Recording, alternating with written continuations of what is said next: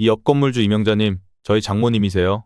저희 여기 개원하고 곧 이 옆 건물도 같이 늘려서 공사해서 할 생각입니다. 아이고, 거기 사모님 사위분이시구나. 몰라봤네. 그런데 그런 얘기를 들은 적이 없네요. 저희 장모님이랑 저는 부모 자식 같은 사이죠. 모든 걸 전부 저한테 맡기셨어요. 장모님 건물은 실상 관리자가 저나 마찬가지라서요. 앞으로 상의하실 내용은 저한테 말씀하시면 돼요. 그러나 이어진 대화는 이 씨를 충격과 분노로 몰아넣었습니다. 사위는 건물주에게 이 씨의 꼬마 건물을 마치 자신이 주인인 양 뻔뻔스럽게 말하고 있었습니다. 그럼 우리 건물과 그쪽 건물이 협력해서 갈 거면 거기 1층 떡집이나 편의점은 곧 자리를 빼야겠네? 네, 아마도요. 여기 개원하면서 한 번에 공사할 생각이라 같이 비울 생각이에요. 그럼 세입자들한테 일찍 말해줘야 하지 않나요? 건물주는 다시 물었고 사위는 뻔뻔하게 웃으며 말했습니다. 그건 제가 차차 장모님께 말씀드릴 건데 사장님이 슬쩍 소문 미리 내주시면 좋죠. 이 씨는 사위의 발언에 경악을 금치 못했습니다. 사위가 자신의 건물을 마치 자기 소유물인 양 언급하며 아무런 상의 없이 세입자들의 생계마저 좌우하려는 속셈을 드러낸 것입니다. 더군다나 그는 이 씨가 이 상황을 모를 거라 생각하며 뻔뻔하게 건물주와 대화를 나누고 있었습니다. 분노에 휩싸인 이 씨는 당장 건물로 들어가 사위에게 따지고 싶은 마음이 굴뚝 같았습니다. 그러나 옆에서 한창 더 어두운 표정의 딸이 이 씨를 붙잡고 말렸습니다. 엄마, 지금 가서 따지면 오히려 우리가 불리할 수도 있어. 일단 침착하게 상황을 지켜보고 더 확실한 증거를 모아야 해. 나도 지금 너무 착잡하다. 딸의 만류에 이 씨는 간신히 마음을 다잡으며 집으로 돌아왔습니다. 이 씨는 자신이 사위와 대면했을 때 어떤 이야기를 해야 할지 곰곰이 고민하기 시작했습니다.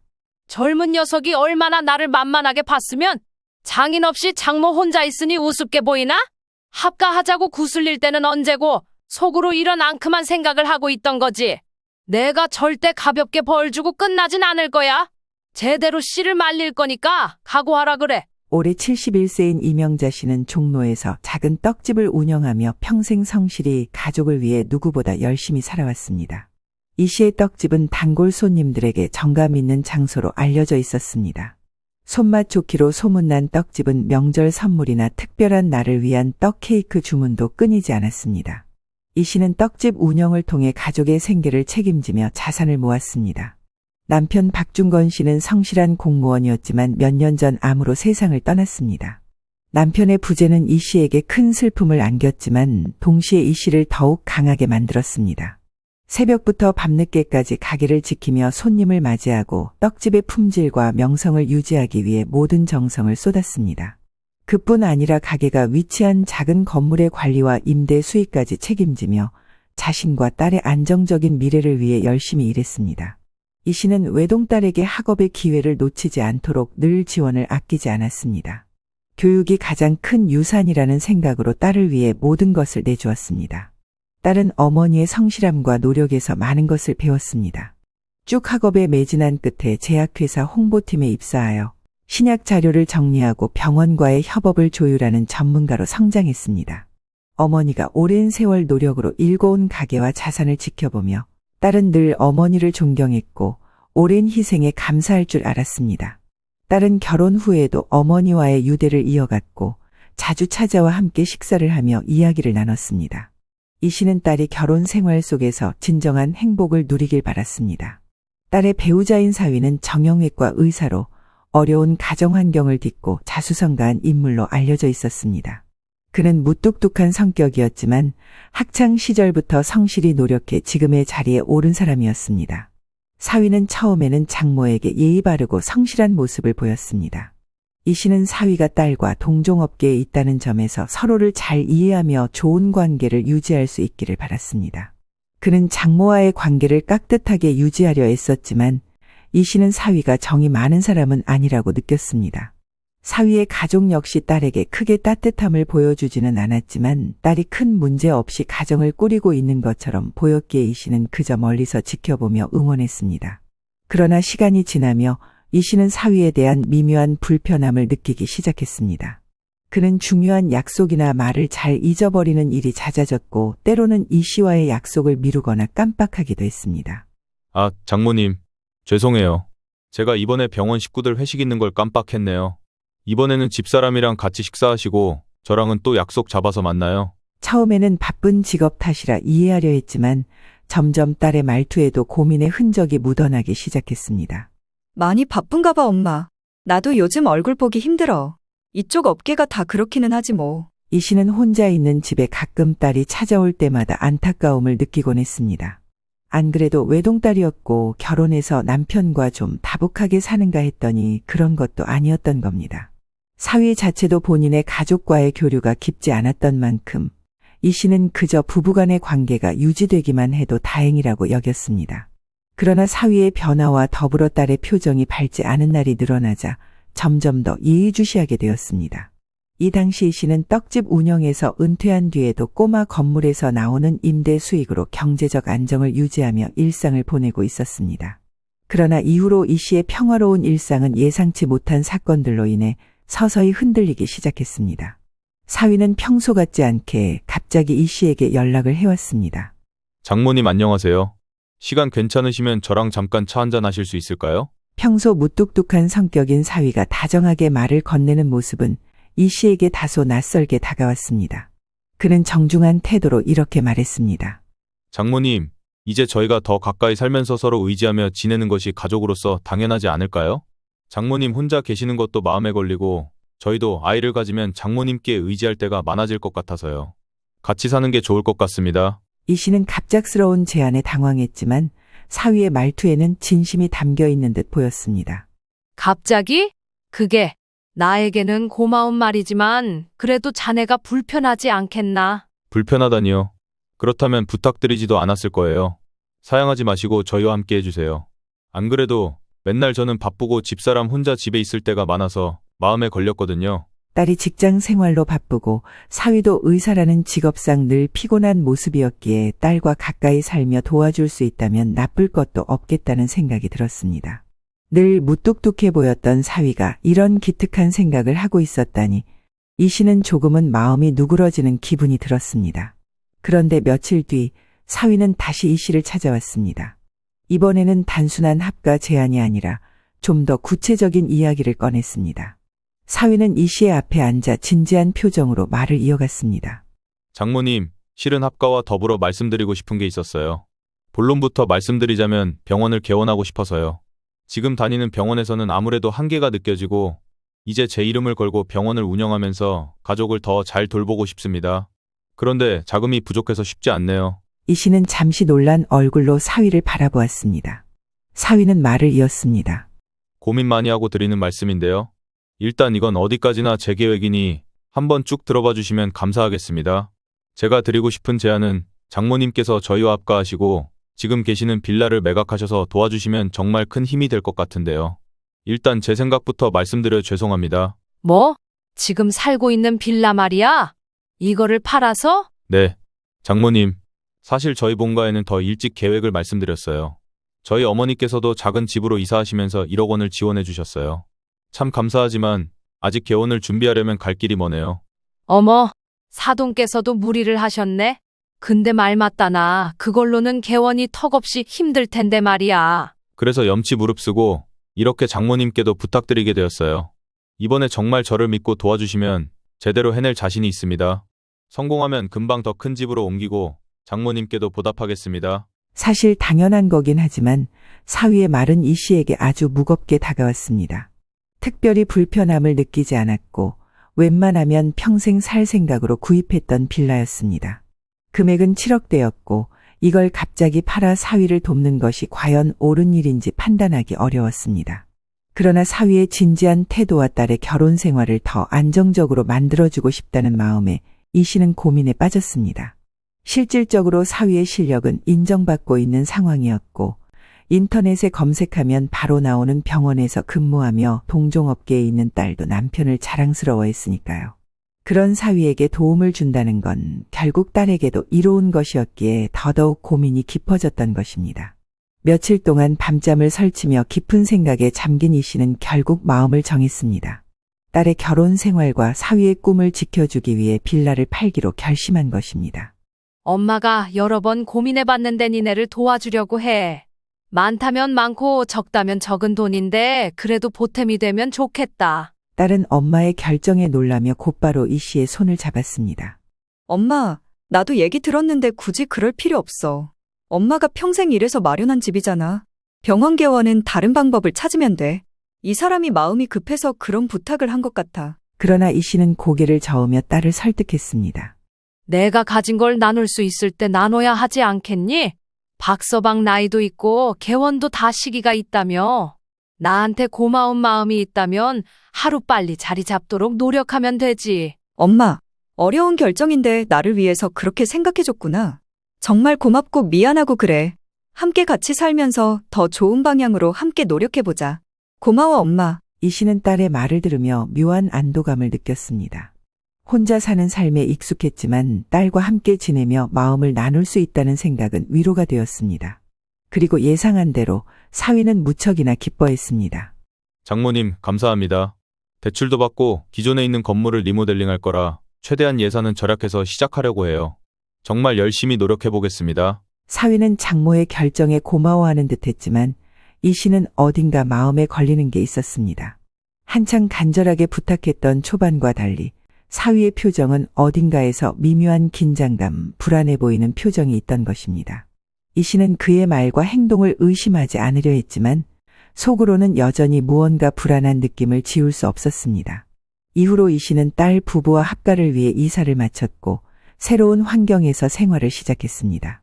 빌라를 매각하며 자신이 평생 일궈온 터전을 떠나야 한다는 점이 마음에 걸렸지만 딸과 사위의 행복을 위해 희생하는 것이 옳다고 여겼습니다. 우선은 계약금으로 2억을 사위에게 건네주었고 나머지 잔금은 정리되는 대로 정산을 해주기로 했습니다.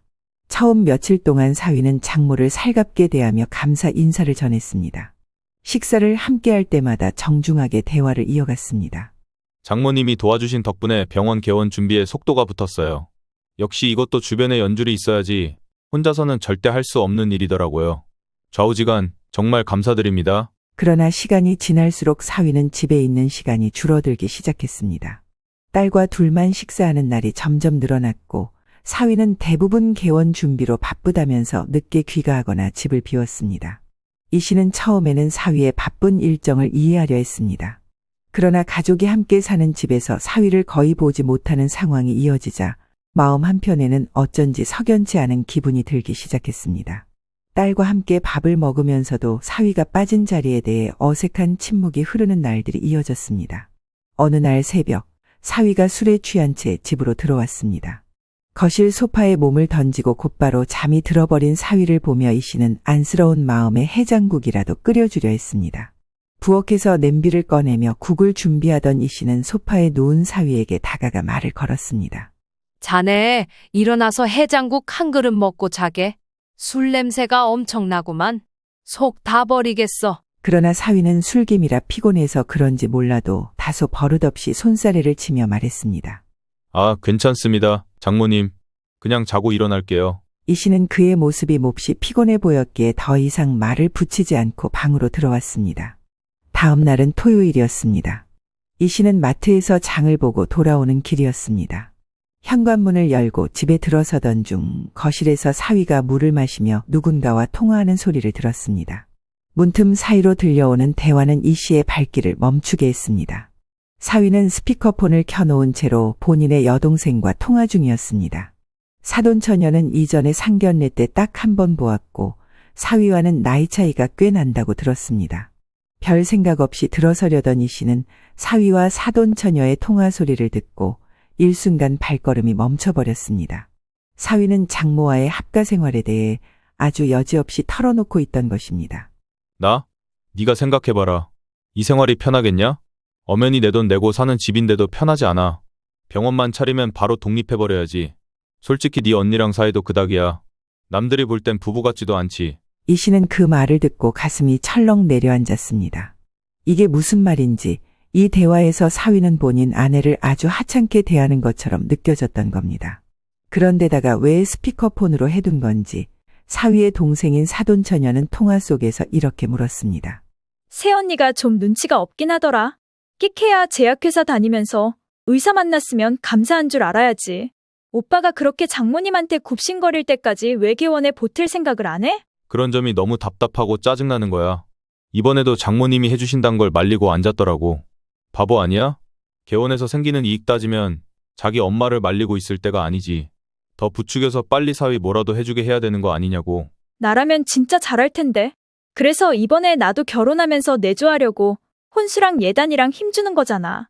근데 오빠, 병원 잘 되면 진짜 나 결혼 준비시켜줄 거지? 가뜩이나 여기까지만 들어도 핏줄이 서는 와중에 이 얘긴 또 뭔가 싶었습니다.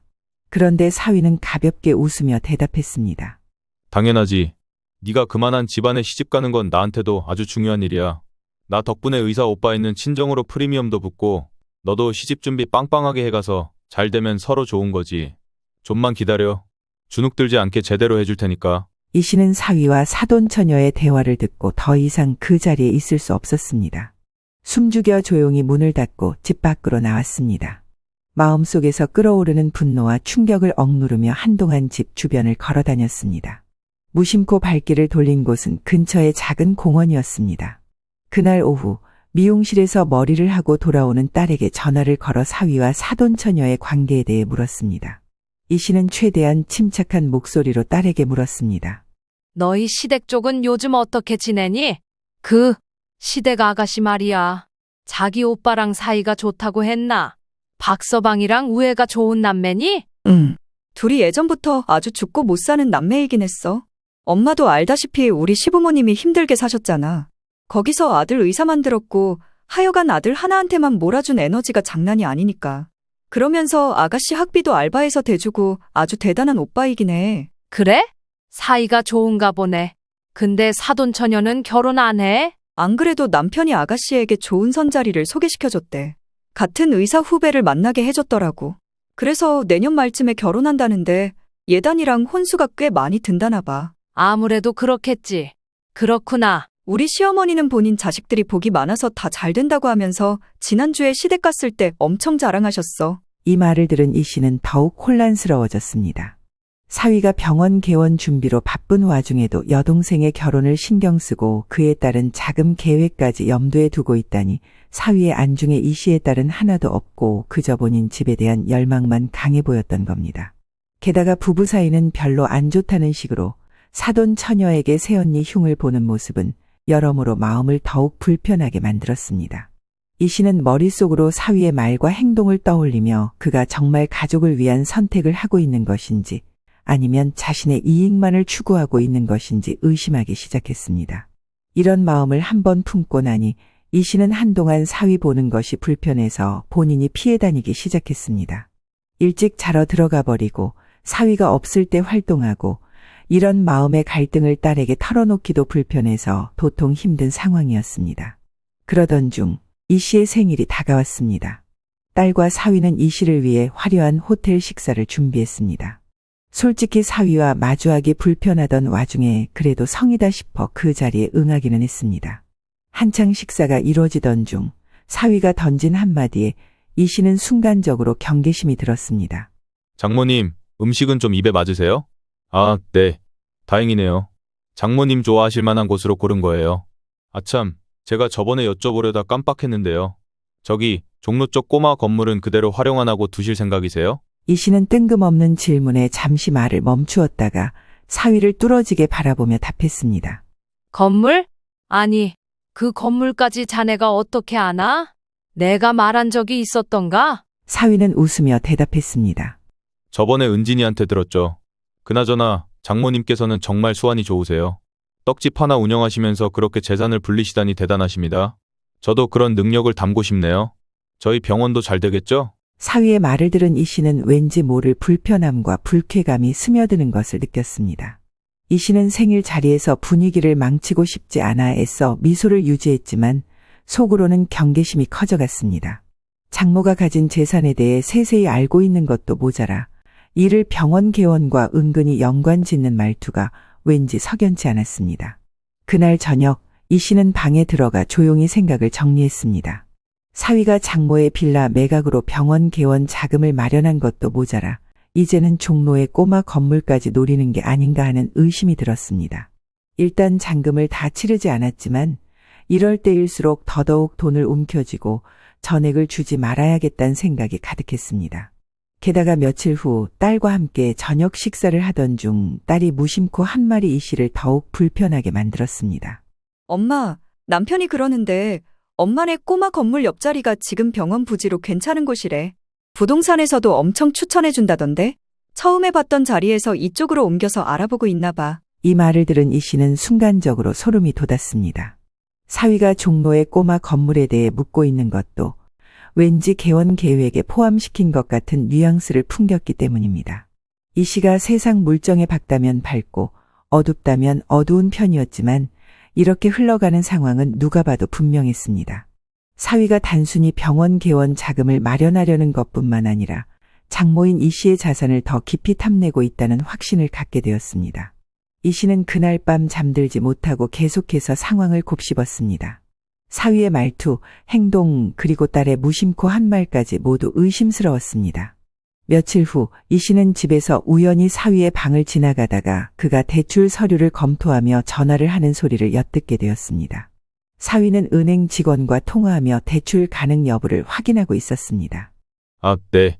담보로 할 만한 작은 건물도 바로 그 옆에 있는데 이걸로도 대출 가능하죠? 그게 가족이 소유하고 있는 건물인데 아직 여부가 확실하진 않아요. 대출되는지 궁금해서 여쭤보는 겁니다. 이 씨는 사위가 이미 종로 꼬마 건물을 담보로 설정하고 대출을 진행 중이라는 사실을 깨달았습니다. 그러나 그보다 더 충격적이었던 것은 사위가 직접 장모에게 직접 이 이야기를 꺼내지 않고 몰래 뒤에서 알아보고 있다는 점이었습니다. 한 집에 살고 있으면서 어쩜 저렇게 조심성이 없는 건지, 어쩌면 알아도 상관없어서 저러는 건지 이 씨의 마음은 점점 복잡해졌습니다. 그리고 그렇게 걱정했던 대로 이 씨가 염려했던 상황은 마침내 터지고 말았습니다. 며칠 후 딸은 조심스럽게 이 씨에게 이렇게 말을 꺼낸 것입니다. 엄마, 남편이 병원 대출 때문에 서류에 서명 좀 해달라고 하는데 할 게 많은가 봐. 일단 이따가 오면 확인하고 해주기로 했어. 뭐? 무슨 서류인데? 뭐 때문에 대리로 서명을 해? 글쎄? 담보로 대출하는 거라서 가족이니까 대리 서명 가능할 거라고 하던데? 그니까 뭘 담보로 한다는 거야? 설마 엄마 건물 갖고 하는 헛소리는 아닌 거지? 아니, 박서방은 지금 뭐 하자는 거야? 뭐? 엄마, 그게 무슨 말이야? 남편이 왜 엄마 건물을 갖고 그러겠어? 너 다시 전화해서 물어봐. 뭔 내용인지 꼬치꼬치 다시 물어보라고. 딸은 불안한 얼굴로 사위에게 전화를 걸었지만 받지 않았고 나중에 메시지로만 답해줬는데 그 내용도 아주 흐리멍텅했습니다. 일단 당신은 서명만 해주면 돼. 지금 서류들이 너무 많아서 내가 복합적으로 나중에 다시 확인시켜줄게. 이 씨는 이 내용을 옆에서 보고 있자니 더더욱 날이 섰습니다. 이거 앞만 봐도 내 건물 갖고 적당히 서류 만들어서 담보로 대출하려는 거 맞아.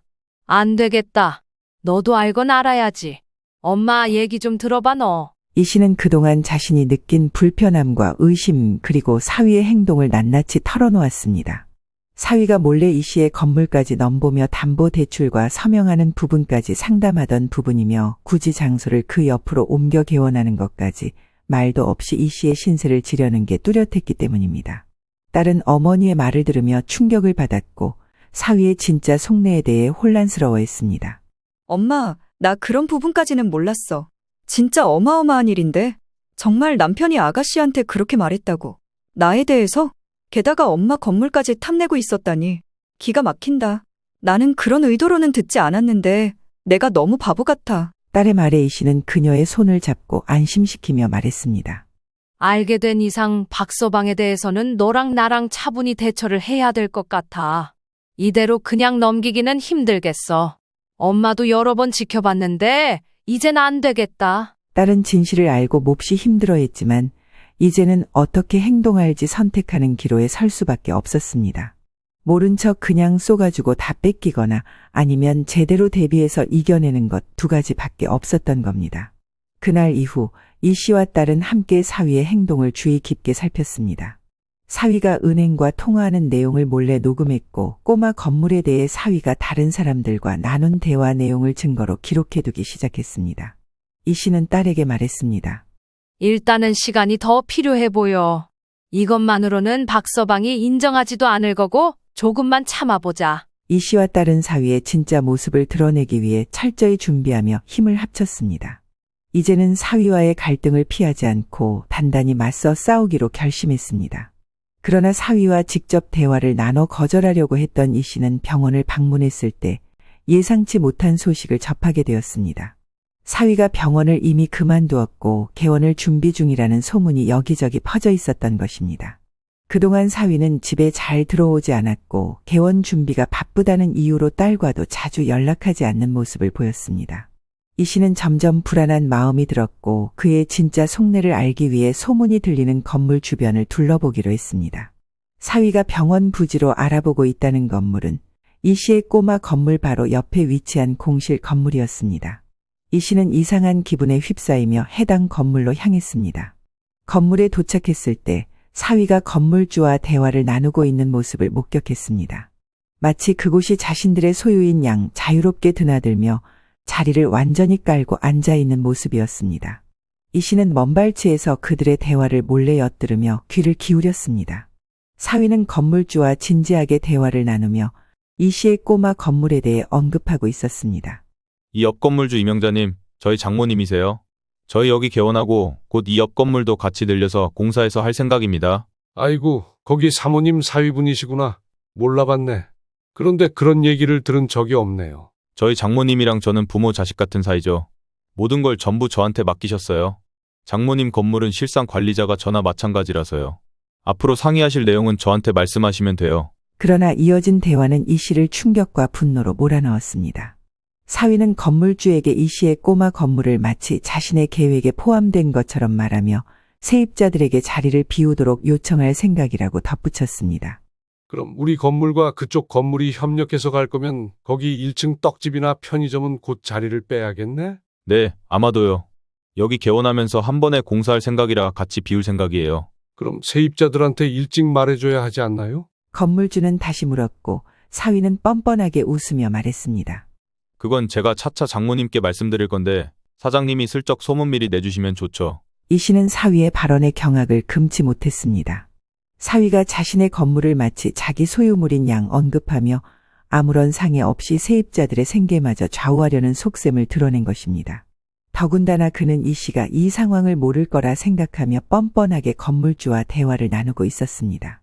분노에 휩싸인 이 씨는 당장 건물로 들어가 사위에게 따지고 싶은 마음이 굴뚝 같았습니다. 그러나 옆에서 한창 더 어두운 표정의 딸이 이 씨를 붙잡고 말렸습니다. 엄마, 지금 가서 따지면 오히려 우리가 불리할 수도 있어.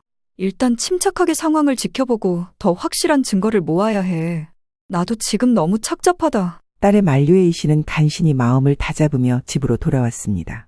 이 씨는 자신이 사위와 대면했을 때 어떤 이야기를 해야 할지 곰곰이 고민하기 시작했습니다. 그날 이후 이 씨는 딸과 함께 사위의 모든 행동을 주의 깊게 살폈습니다. 그가 누구와 대화를 나누는지, 어떤 서류를 준비하고 있는지 세심하게 살피며 증거를 수집하기 시작했습니다. 이제 이 씨는 사위의 계획을 완전히 뒤집고 자신과 딸의 소중한 재산과 가정을 지키기 위해 전력을 다하기로 결심했습니다. 즉시 변호사를 찾아가 사위의 계획을 차단할 법적 조치를 마련했습니다. 변호사는 이 씨에게 건물과 관련된 모든 계약 권한과 대출 가능성을 제약하는 법적 장치를 제안했고 이 씨는 이를 실행에 옮겼습니다.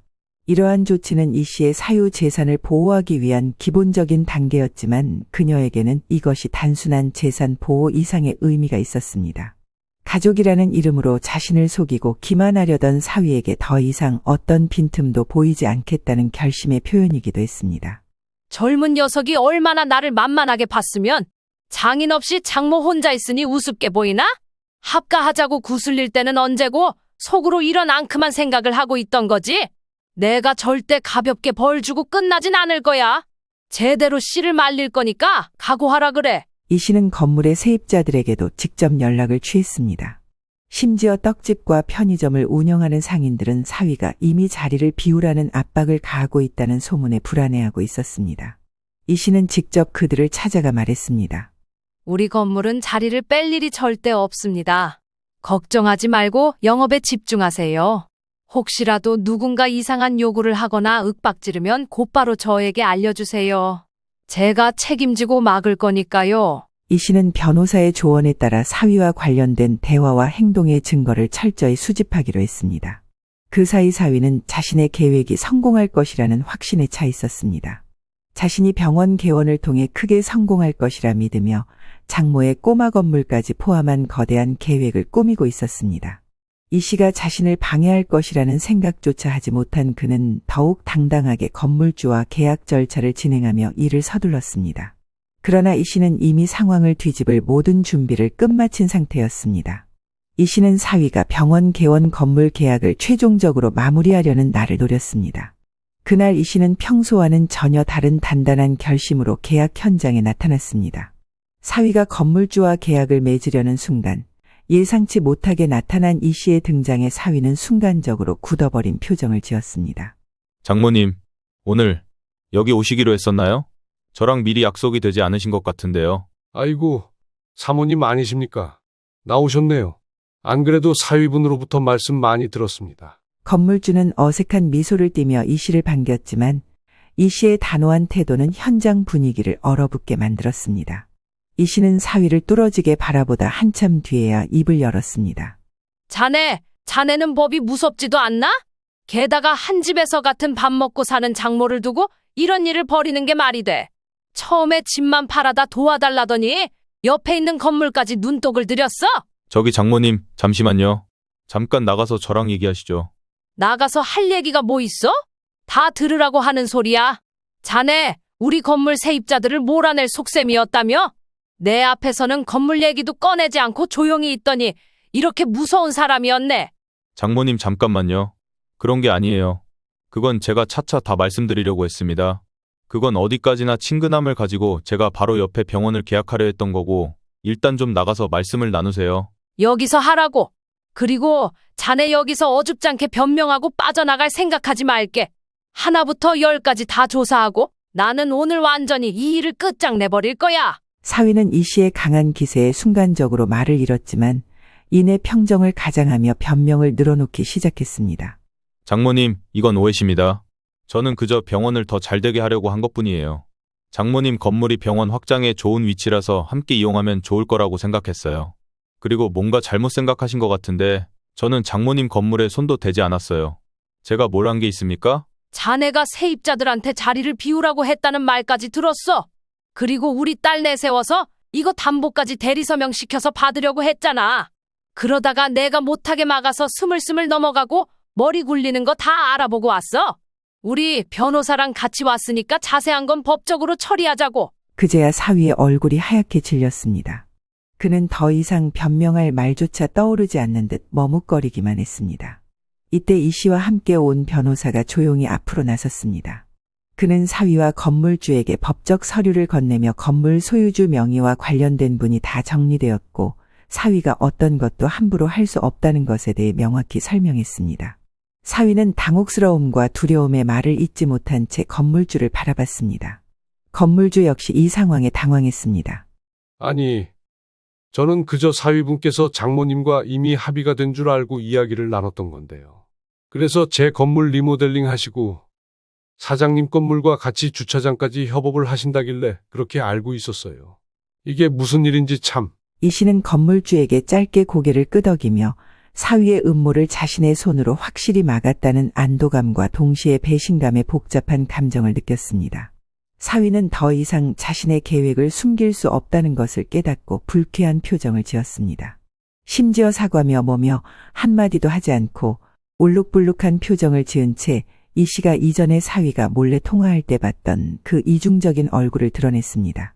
아, 진짜 뭐 하자는 건지? 상황을 다 뒤집어놔도 유분수지. 저기요, 장모님, 더 드릴 말씀이 없네요. 일단 또 뵙겠습니다. 사위는 그렇게 건방진 모습으로 자리를 떠버렸고 이 씨와 변호사, 딸은 황당하기 짝이 없는 그의 뒷모습을 바라보며 서 있었습니다. 우선 이 씨는 현장을 떠나며 다시는 이런 일이 벌어지지 않도록 꼼꼼히 대비할 것을 다짐했습니다. 이후로 갈수록 사위에게 좋을 상황은 하나도 없었기에 굳이 저렇게 고집을 부리며 센척하는 사위란 딱히 신경 쓸 것도 없었습니다. 왜냐하면 사위는 병원 개원에 필요한 초기 자금 대부분을 잃게 되었기 때문입니다.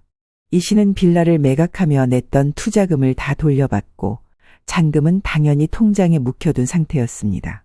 그 상태로 사위는 빚으로 점철된 계약금도 날렸고 추가로 지불해야 할 위약금이 발생해 시댁 식구들 모두가 발을 동동 구르며 해결책을 찾으려 했습니다.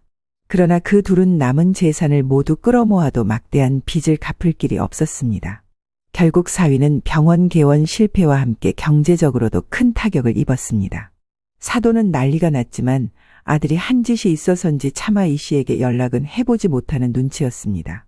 엄마, 어저께 어머니한테 부재중 전화가 와 있었는데 안 받았어. 남편과 이혼할 거라고 문자 한 통 보내놨더니 더 이상 전화를 걸지 않으시더라고. 당연하지. 무슨 염치가 있어 전화를 해? 손해배상 청구를 더 걸어도 모자랄 판에. 하여간 제일 나쁜 게 그 집 식구들이야. 아들이 저 짓거리 꾸미는 거 다 알고 있었을 거 아니야. 이 씨는 사위의 몰락을 바라보며 자신의 결단이 딸을 위한 최선의 선택이었음을 확신했습니다. 더불어 딸 부부를 이혼시킬 결심하며 변호사를 통해 모든 법적 문제를 해결해 나갔습니다. 우선 이 씨는 기존 빌라 매각을 철회하도록 했습니다. 그동안 법적 절차를 통해 빌라와 종로 꼬마 건물의 재산권을 확실히 정리하며 자신의 재산을 지키는 데 성공하게 되었는데요. 또한 아파트로 이사하며 새로운 생활을 시작하게 되었습니다.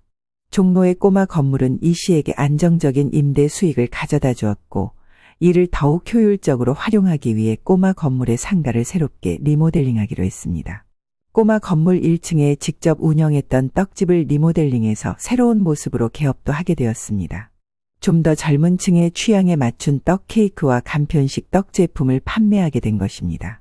딸은 마음이 힘든 와중 이쪽으로 에너지를 집중했고 제약회사에서의 경험을 살려 SNS 마케팅과 홍보를 도우며 떡집은 빠르게 입소문을 타고 번창하게 되었습니다. 그리하여 이 건물을 통해 2층과 3층의 임대 수익은 여전히 안정적인 수입을 보장하며 이 씨와 딸은 경제적 부담 없이 평화로운 일상을 되찾았습니다. 덧붙여 말하자면 사위는 병원 개원에 실패한 이후 빠르게 내리막길을 걸었습니다. 장모의 재산에 의존하려던 계획이 수포로 돌아가면서 개원 자금 부족으로 계약했던 병원 부지를 포기해야 했습니다. 개원을 못한 그는 기존 병원에서도 신뢰를 잃어 재계약에 실패하며 다른 병원에서 페이닥터로 일할 자리를 찾았습니다. 그러나 술로 의존하던 그는 잦은 실수와 불안정한 태도로 환자들에게 신뢰를 잃고 결국 병원에서도 해고되었습니다.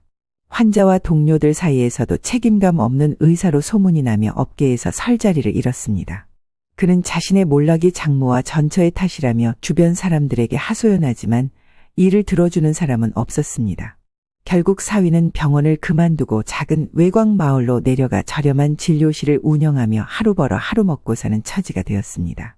술에 의존하며 한때 잘 나가던 의사였다는 자존심을 버리지 못해 스스로를 갉아먹는 삶을 살게 되었습니다. 사돈 처녀는 오빠의 명성과 재산을 믿고 결혼 자금을 마련하려던 계획이 좌절되며 결혼 대상자였던 예비 신랑으로부터 파혼을 당하게 되었습니다. 이는 오빠가 경제적으로 몰락하며 의사 가문의 프리미엄을 잃었기 때문입니다. 본래 사돈 처녀는 취업할 능력도 꾸준히 일할 의지도 없었기에 부모 집으로 돌아가 의존적으로 살게 되었습니다.